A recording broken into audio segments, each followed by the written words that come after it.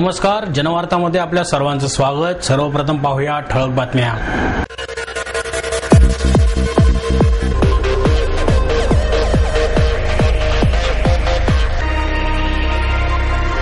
पुणे शहराचा शास्त्रशुद्ध विकास करण्याचे आश्वासन देऊन कोथरूड येथील जाहीर सभेत आगामी महापालिकेच्या निवडणुकीच्या प्रचाराचे वनमंत्री पतंगराव कदम यांनी फुंकले रणशिंग। विजेच्या दिव्याला पर्याय ठरणाऱ्या अनोख्या सौर दिव्याच्या आविष्काराचा अनेक गरीब कुटुंबांना मिळणार लाभ। आणि सरहद संस्थेच्या वतीने ज्येष्ठ निर्माते यश चोप्रा यांना श्री संत नामदेव राष्ट्रीय पुरस्कार राज्याचे केंद्रीय ऊर्जा मंत्री सुशील कुमार शिंदे यांच्या हस्ते प्रदान। पुणे शहराचा शास्त्रशुद्ध विकास करण्याचे आश्वासन देऊन कोथरूड येथील जाहीर सभेत आगामी महापालिका निवडणुकीच्या प्रचाराचे वनमंत्री पतंगराव कदम यांनी रणशिंग फुंकले। रामचंद्र कदम यांच्या कोथरूड येथील जनसंपर्क कार्यालयाचे उद्घाटन आणि कार्यकर्त्यांच्या मेळाव्यात प्रमुख पाहुणे म्हणून वनमंत्री पतंगराव कदम उपस्थित होते। यावेळी महाराष्ट्र प्रदेश युवक काँग्रेसचे अध्यक्ष डॉक्टर विश्वजित कदम, आमदार विनायक निमण, आमदार दीप्ती चौधरी, शरद रणपिसे, बाळासाहेब शिवरकर, काँग्रेस शहर अध्यक्ष अभय छाजेड, वरिष्ठ उपाध्यक्ष दीपक मानकर, उपमहापौर प्रसन्न जगताप, अरुण ढिमधिमे आदी मान्यवर व्यासपीठावर उपस्थित होते। काँग्रेस पक्ष आज सर्व जाती धर्माला बरोबर घेऊन जाणारा पक्ष आहे असे सांगत डीपी प्लॅन बाबतीत जी भूमिका घेतली ती शेवटपर्यंत पक्षाने पाळली याची आठवण कदम यांनी यावेळी करून दिली। गेल्या वेळेला झाली तशी चूक पुन्हा होऊ देणार नाही असे सांगत शहराच्या विकासासाठी अडथळा होऊ नये म्हणून काँग्रेसला सत्ता द्या असे आवाहन कदम यांनी यावेळी केले। जाती धर्म यांच्या नावावर समाजात फूट पाडणाऱ्यांना समाजासाठी काय केले याचा जाब विचारा असे आवाहन विश्वजित कदम यांनी केले। तर जातीवादाचे मूळ या मतदारसंघातून उखडून टाकू आणि बहुमताने निवडून येऊ असा विश्वास दीपक मानकर यांनी व्यक्त केला। रामचंद्र कदम यांनी प्रास्ताविकामध्ये प्रभागातील गैरसोयी सांगून विकासासाठी लोकांना येथे बदल हवा आहे असे सांगितले। भाजप, शिवसेना, मनसे आदी पक्षातून पक्षांतर करून काँग्रेस पक्षात प्रवेश केलेल्यांचा पतंगराव कदम यांच्या हस्ते सत्कार करण्यात आला। कार्यक्रमाचे सूत्रसंचालन शिवाजी भोईटे यांनी केले।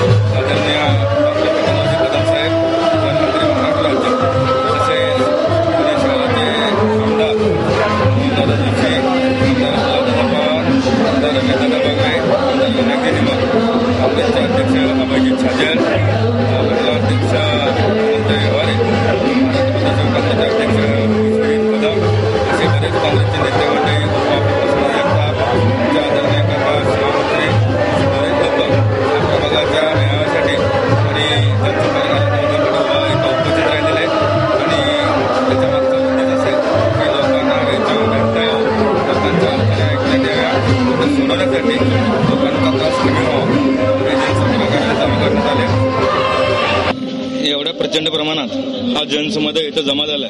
त्याच्या मागचं कारण असं आहे की गेले 20 ते 22 वर्ष माझे आदरणीय काका स्वर्गीय लोकनेते सुभराव कदम कोथरूड पंचकृषीमध्ये काम करत होते आणि त्यांच्या दुःखद निधनानंतर पुणे महानगरपालिकेत मला स्वीकृत नगरसेवक म्हणून काम करण्याची संधी मिळाली। गेल्या 5 वर्षात मी लोकांच्या संपर्कात राहून लोकांच्या ज्या अडीअडचणीचे प्रश्न आहेत, गेले 10 वर्ष लोकांना ज्या पाण्यासाठी झगडावं लागतं, कधी अवेळी पाणी येणं किंवा पाणी नसणं, सुलभ शौचालय नसणं, स्वच्छतेचं घाणीचं साम्राज्य माजणं, अशा बऱ्याच अडचणींना लोकांना तोंड द्यावं लागतं। त्यामुळे लोकांची नाराजी झालेली आहे आणि ही नाराजी लोकांनी व्यक्त करण्यासाठी आणि लोकांना नवीन नेतृत्व हवं आहे, लोकांना काम करणारा माणूस हवा आहे, म्हणून एवढा मोठा जनसमुदाय आज माझ्या पाठीमागे उभं राहिलाय। कोथरूड माहिती, कोथरूड एक छोटस गाव होतं, पुन्हा कुठे गेलेलं आहे आणि म्हणून शास्त्रशुद्ध पद्धतीने या शहराचा, मुंबई नंतर महत्वाचं आपलं शहर आहे, विकास करायचा असेल तर हे सगळं काम सरकारपेक्षा महानगरपालिकेचं काम आहे। माननीय मुख्यमंत्री पृथ्वीराज चव्हाण यांच्याकडे हे नगर विकास खातं आहे आणि म्हणून सगळी कामं काही काही शिल्लक राहणार नाही. एवढं प्रायोरिटीनं पुणे महानगरपालिकेच्या आणि पुण्याच्या विकासाकडे हे निश्चितपणाचं सरकारचं लक्ष राहील. चिंता करायचं कारण नाही. आणि मला आठवतं अत्यंत माझ्या लहान वयापासून त्यांची कारकीर्द नगरपालिकेतली नगरसेवक म्हणून पाहिलेले आणि या परिसरात असणाऱ्या लोकांशी असणारा त्यांचा जिव्हाळा आणि या परिसरातील लोकांचा असणारा त्यांच्यावरचा जिव्हाळा हे प्रत्यक्षपणे डोळ्यांनी पाहणारा मी एक काँग्रेस पक्षाचा कार्यकर्ता आणि त्यांच्या कुटुंबातला एक सदस्य. दुर्दैवाने आमच्यातून ते निघून गेले, परंतु फार मोठी ज्या लोकांनी त्यांच्यावर प्रेम केलं त्या लोकांची जबाबदारी सुद्धा ते आमच्यावर या ठिकाणी टाकून गेले. आणि हाच विश्वास खरं एक प्रचंड मोठी ताकद, ही शक्ती आहे आणि त्या शक्तीमुळेच कैलासवासी शुभरावजी कदम या परिसरात काम करत राहिले. आणि भविष्यात मी एक काँग्रेसचा कार्यकर्ता आणि या कदम कुटुंबातला एक सदस्य म्हणून सांगतो की त्याच आपल्या या शक्तीच्या आणि आशीर्वादाच्या बळावर चंदूशेठ कदम सुद्धा कैलासवासी शुभरावजी कदमांचा या ठिकाणी राजकीय वारसा निश्चितपणे चालवतील. मुळशी हवेलीतील नागरिकांना माझं एक आव्हान आहे की इथं चंदूशेठ कदम आहे आणि दीपक वानकर देखील आहे.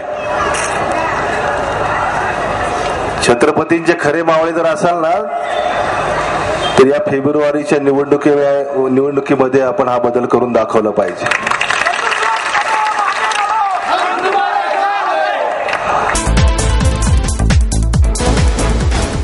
विजेच्या दिव्याला पर्याय ठरणाऱ्या अनोख्या सौर दिव्याच्या आविष्काराचा आता अनेक गरीब कुटुंबांना लाभ मिळणार आहे. दिवसा सुद्धा सूर्यप्रकाश न पोहोचू शकणाऱ्या घरांमध्ये उजेडासाठी विजेचा दिवा चालू ठेवणे अनिवार्य बनते. त्यामुळे विजेचा अतिरिक्त वापर होऊन त्याचा परिणाम वीज बिलावर होतो.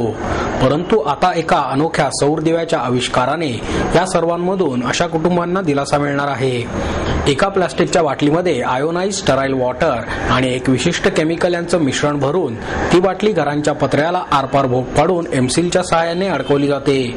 सूर्याचे येणारे प्रकाश किरण या मिश्रणातून जेव्हा जातात तेव्हा त्या सरळ किरणांचे विकिरीकरण होऊन ते सर्व खोलीत पसरतात आणि त्यामुळे ती अंधारी खोली उजळून निघते. दिवसा सुद्धा लाईट लावायला लागणाऱ्या जागेत आता ह्या सौर दिव्यामुळे विजेची जवळपास 8 तास बचत होणार आहे. अशा प्रकारचे सौर दिवे माननीय किशोरभाऊ विटेकर यांच्या पुढाकारातून सध्या 10,000 घरांमध्ये बसवण्याचा उपक्रम राबवले जात आहे. एका सौर दिव्याचे आयुष्य साधारणतः 5 वर्षे असू शकते. या सौर दिव्याच्या वापराने वर्षाला वीज बिलाचे साधारणतः 2,000 रुपये वाचू शकतात. त्याचप्रमाणे यातील केमिकल सुद्धा घातक नसून त्याचे कोणतेही दुष्परिणाम होत नाहीत. या सौर दिव्याच्या माध्यमातून अनेक गरीब कुटुंबांना विजेच्या बिलातून आता दिलासा मिळत आहे. या उपक्रमात किशोरभाऊ विटेकर यांच्यासह श्रीनाथ विटेकर, विश्वास मोहकर, सचिन सराफ, सुरेश निवंगुणे आणि सुभाष कुंभार हे सुद्धा सहभागी आहेत. आज आमच्या भागातील केळवाडी, हनुमाननगर, वसंतनगर परिसरामध्ये एक विजेचा नवा प्रकल्प, विजेची एक नवीन योजना की जी गरीबातल्या गरीब, एकदम गरीब जनतेला सहज शक्य आणि सोयीस्कर रीतीने उपलब्ध होऊ शकते अशी योजना आज या केळवाडी भागामध्ये राबवण्याचा प्रयत्न करतोय. आज जवळजवळ 10,000 लोकांना याचा लाभ व्हावा असा आमचा प्रयत्न येत्या 8 ते 15 दिवसात करण्याचा प्रयत्न करणार आहे. याच्यामुळं वीज चोरीचं प्रमाण कमी होईल, वीज बचत होईल. भारनियमाचे विषय, भारनियम 4-5 तास चाललेला असतं. वस्ती विभागामध्ये अशी घरं आहेत की आतल्या घरात जाण्यासाठी कंपल्सरी लाईट ही लावाच लागती. त्या विजेचं बचत होईल. मुलांना अभ्यासासाठी फुकटचीच लाईट मिळाल्यासारखी होईल. इतक्या सोप्या पद्धतीने ते उपलब्ध होणार आहे की सर्वसामान्य एकदम गरीबातला गरीब सुद्धा त्याचा लाभ घेऊ शकतो.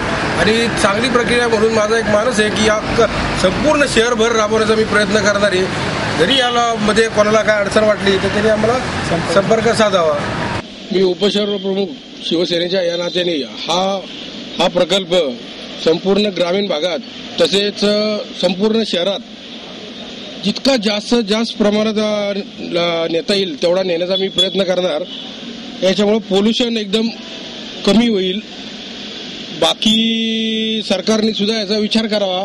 घंटागाडी, गांडूळ खत अशा प्रकल्पाला सरकार मदत करते, तर हा सुद्धा प्रकल्पाला लक्षात घेऊन यालाही भरपूर मदत करावी आणि हा प्रकल्प घरोघरी पोहोचवावा अशी विनंती आमची. सरहद संस्थेच्या वतीने ज्येष्ठ निर्माते यश चोप्रा यांना श्री संत नामदेव पुरस्कार केंद्रीय ऊर्जा मंत्री सुशील कुमार शिंदे यांच्या हस्ते प्रदान करण्यात आला. कार्यक्रमाच्या वेळी पुण्याचे महापौर मोहनसिंग राजपाल, पिंपरी चिंचवडचे महापौर योगेश बहल, सरहदचे संस्थापक अध्यक्ष संजय नहार, उद्योगपती भरत देसारडा, प्रसिद्ध वात्रटिकाकार रामदास फुटाणे, पुणे विद्यापीठाच्या संत नामदेव अध्यासनाच्या प्रमुख डॉक्टर वीणा मनचंदा, हरमिंदर घई, सरदार हनुमान सिंग, विपिन गुपचुप आदी उपस्थित होते. माणुसकीचा धागा न सोडता समाजातील दुःखाचे, वेदनांचे चिंतन करून यश चोप्रा यांनी चंदेरी दुनियाचे आंतरराष्ट्रीय नेतृत्व केले असून चित्रपटाच्या माध्यमातून आपली एक वेगळी विचार प्रणाली निर्माण केली आहे. यापुढील काळातही समाजातील कलहांवर भाष्य करत त्यांनी चित्रपटाच्या माध्यमातून सर्वसामान्यांना संदेश द्यावा असे मत व्यक्त करून शिंदे म्हणाले, चित्रपट क्षेत्रात खूप झगमगाट असतो, त्यात आपली विचार प्रणाली निर्माण करून ती स्थिर ठेवणे कठीण असते. यश चोप्रा यांनी चित्रपटाच्या माध्यमातून स्वतःची विचार प्रणाली निर्माण केली आहे. त्यामुळेच कोणताही चित्रपट करण्यासाठी कोट्यवधी रुपये घेणारे कलाकार यश चोप्रा यांच्या चित्रपटात मोफत काम करण्यास तयार होतात. वयाची 80 वर्षे पूर्ण करत असतानाही अद्याप त्यांची ज्ञानाची तृष्णा भागलेली नाही. म्हणूनच बिघडत चाललेला समाज स्थिर व्हावा यासाठी ते नवनवीन चित्रपट तयार करत आहेत. चोप्रा म्हणाले की पंजाब ही माझी जन्मभूमी असली तरी महाराष्ट्र माझी कर्मभूमी आहे. पंजाबी असल्याचा मला गर्व असला तरी महाराष्ट्रातील लता मंगेशकर आणि व्ही शांताराम या 2 व्यक्तींमुळे मी यशाच्या शिखरावर पोहोचू शकलो. देशातील सर्व शहरांमध्ये सर्व जाती धर्माचे लोक एकत्र येऊन गुण्यागोविंदाने राहिले तर कलह निर्माण होणार नाही. कार्यक्रमात मोहनसिंग राजपाल, योगेश बहल यांनी मनोगत व्यक्त केले. संजय नहार यांनी प्रास्ताविक केले. सूत्रसंचालन सुधीर गाडगीळ यांनी केले तर युवराज शहा यांनी आभार मानले. रामटेकडी आणि औद्योगिक वसाहतीमधील कचरा प्रकल्पामुळे होणाऱ्या दुर्गंधी आणि वाहतूक कोंडीच्या विरोधात काँग्रेसच्या वतीने हडपसर येथे रास्ता रोको आंदोलन करण्यात आले. रामटेकडी आणि औद्योगिक वसाहतीमधील कचरा प्रकल्पामुळे दुर्गंधी आणि वाहतूक कोंडी विरोधात काँग्रेस पक्षाच्या वतीने माजी राज्यमंत्री बाळासाहेब शिवरकर यांच्या नेतृत्वाखाली सोलापूर रस्त्यावर वैभव थिएटर समोर रास्ता रोको आंदोलन करण्यात आले. शिवरकर यावेळी म्हणाले, मुख्यमंत्री पृथ्वीराज चव्हाण यांना पत्राद्वारे हडपसरमधील कचरा डेपोची दुर्गंधी, रस्त्यावरील वाहतूक कोंडी, परिसरातील रेल्वे गेटवर उड्डाण पूल बांधणे, कालवा रस्त्यावरील डांबरीकरण, राष्ट्रीय महामार्गावरील रुंदीकरण या नागरी समस्यांबाबत आपण माहिती दिली आहे. नगरसेवक बंडू गायकवाड, अभिजित शिवरकर, पार्वतीताई भडके, चित्राताई लोंढे, प्रशांत सुरसे, रियाज वस्ताद, प्रशांत मामा तुपे, माजी नगरसेवक शिवाजी केदारी, दिलीप टकले, पोसोळीच्या सुनीता गवळी, उर्मिला आरू, बाळासाहेब भिसे, फारुख इनामदार, सुनंदा मानवी, संजय डोंगरे यांनीही यावेळी आपली मनोगते व्यक्त केली. जनमित्र फाउंडेशनच्या वतीने आयोजित नोकरी मेळाव्यास युवकांचा भरघोस प्रतिसाद मिळाला. जनमित्र फाउंडेशनच्या वतीने आयोजित नोकरी मेळाव्यास चांगला प्रतिसाद मिळत असून शनिवारी सुमारे 1350 बेरोजगार युवक युवतींनी नाव नोंदणी केली अशी माहिती फाउंडेशनच्या वतीने पत्रकाद्वारे देण्यात आली. सदाशिव पेठेतील शिवाजी मंदिर येथे झालेल्या या मेळाव्याचे उद्घाटन उद्योगपती DS कुलकर्णी यांच्या हस्ते झाले. यावेळी काँग्रेसचे शहराध्यक्ष अभय छाजेड, वरिष्ठ उपाध्यक्ष दीपक मानकर, राहुल म्हस्के आदी उपस्थित होते. या मेळाव्याचा जास्तीत जास्त उमेदवारांनी लाभ घेतला असे जनमित्राचे अध्यक्ष राघवेंद्र मानकर यांनी सांगून विविध नामांकित क्षेत्रातील कंपन्या या मेळाव्यात सहभागी झाल्या. त्याचप्रमाणे नोकरीसाठी अर्ज करणाऱ्या उमेदवारांच्या मेळाव्यातच मुलाखती घेतल्या गेल्या आणि त्याचप्रमाणे उमेदवाराला लगेचच नियुक्तीपत्र देण्यात आले असेही त्यांनी यावेळी सांगितले. पंडित नेहरू यांचा वाढदिवस आणि बालदिनाचे औचित्य साधून श्री पद्मप्रभू सेवा मंडळाच्या वतीने 300 अनाथ मुलांसाठी SL वर्ल्डमध्ये मोफत सहलीचे आयोजन करण्यात आले. दिनांक 13-14 नोव्हेंबर रोजी बोरिवलीतील SL वर्ल्डच्या सहलीचे आयोजन लीलाबाई कपूरचंद राठोड आणि संतोष राठोड यांच्या वतीने करण्यात आले. यामध्ये मुलांचे निरीक्षण गृह शिवाजीनगर, नूतन Samarth Vidyalaya Budhwar Peth, Saint Crispin Home Karve Road, Saraswati Anath Shikshan आश्रम दापोडी, महर्षी कर्वे स्त्री शिक्षण संस्था कर्वेनगर, मुलींचे निरीक्षण गृह क्वार्टर गेट येथील 300 अनाथ मुलांचा समावेश होता. या सहलीचे प्रस्थान 13 नोव्हेंबर रोजी नेहरू स्टेडियम मधील दादावाडी मंदिर येथून पुण्याचे महापौर मोहनसिंग राजपाल यांच्या हस्ते झेंडा दाखवून करण्यात आले. यावेळी आमदार गिरीश बापट, संतोष विजयकुमार रांका आदी उपस्थित होते. सूत्रसंचालन जैन साहित्यकार ओम ओसवाल यांनी केले. जैन समाजाचे प्रवचनकार धर्मानंद विजयजी मसा व मुनिराज हरिसेन विजयजी मसा यांनी मुलांना शुभेच्छा दिल्या.